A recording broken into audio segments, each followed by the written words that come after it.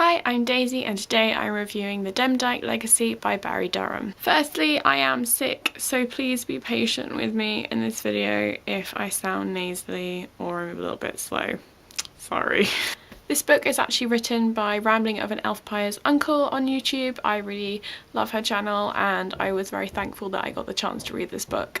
But it's very interesting. It feels like it's already part of the booktube community because it has a connection to one of us. The Demdike Legacy is set in the UK, just on the outskirts of Lancashire. And for anyone who's wondering, that's up north. When Jennifer Southern is murdered in her home, there is a whole kind of new investigation that is opened after her death. Why? In this book, there are descendants from the Lancashire witches, which were alive in 1612. However, witchcraft still exists. It comes to light that someone appears to be trying to wipe them out all over again. And with a rising body count, Jennifer Southern's husband, Nicholas, is determined to battle against the murderer of his wife, and some crazy shit happens. That's the only way I can explain it. Some crazy shit happens. He also pledges to take the law into his own hands, almost, and he's determined to get revenge and get the bugger that killed his wife. It certainly is an interesting mix to have a crime novel mixed with a supernatural element, I will definitely say that. After reading the book, I did feel that the police investigation was very real. I felt that this was kind of how the events would have happened anyway, and this sort of stream of events with how they conducted the investigation with, you know, suspects and information and everything like that. I felt it was quite sort of spot on to what I imagine in my head anyway. I've not been part of an investigation, so I'm not 100% sure. I only see what I see on the television, but apart from that, I felt that it was a very real book within that terms. Obviously witchcraft isn't real, but apart from that, it did seem very realistic, and the research that went into this book for the actual witches, which they were actually alive, these Lancashire witches, and were convicted and everything like that. I will talk about more of that in a minute. Once I'd read the book, I actually did some investigating of my own to find out a little bit more about the past history of this and what it was based on, and I was actually surprised at how well it does seem to have transferred into the book, and I felt a little bit like Sherlock because I was doing some cool researching on Google.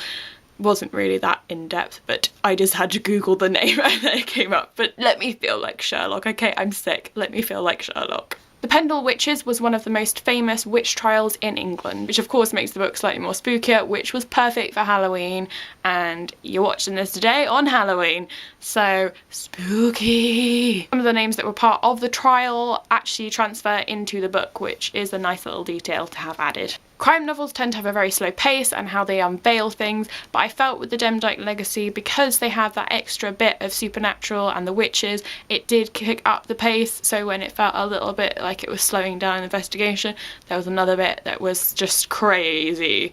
But crazy in a good way. It just sort of felt like it was a little bit more of a vamped up, sort of shinier version of a crime novel. One warning though, that due to the graphic nature of some of the scenes in this book, I would probably not recommend if you are under 18, maybe to read it. I don't know, if you're 17 and quite a mature person, that's on your own head be it, but I am not going to be responsible for the fact that some mum out there is probably going to go, that's not for my kid. No. Some things you gotta just wait until you're a little bit older to not find mentally disturbing, or, you know what I'm talking about. If you're looking for a historical based novel with crime and thrillerness moments that didn't make much sense, and maybe some romanticness within it, and a little bit of supernatural, then I think this book will certainly be for you. It is, I thought, an interesting read. I've said interesting a million times in this video, but my sick brain just is saying interesting because so many words that can describe interesting, but interesting is the only one that I can come up with right now. I am failing. My throat hurts. I rated it 4 out of 5 stars on Goodreads because I did enjoy it. It was very alluring and captivating, and some of the scenes really freaked me out, which is a good thing. But we all know that I don't really like scary novels. I like watching them, so this was a huge sort of out of the comfort zone kind of thing, and I just thought it was a really good read, especially for like an adult genre, and because it's based in the UK, I'm gonna be biased. If you'd like to read the book and would like to have a chance in winning it in either a physical copy or a ebook copy, I know that Charlotte is hoping to do a giveaway, so I am going to link Charlotte's channel Ramblings of an Elfpire up here and down there, and you can go check it out because she'll have the information. I don't have all the little details, so best to go check with Charlotte. So now the review is over and done with, I wanted to let you guys know that next week is kind of crazy for me. So yes, you will be seeing me in the same outfit because I'll be recording at the weekend, mainly because I have some minor surgery.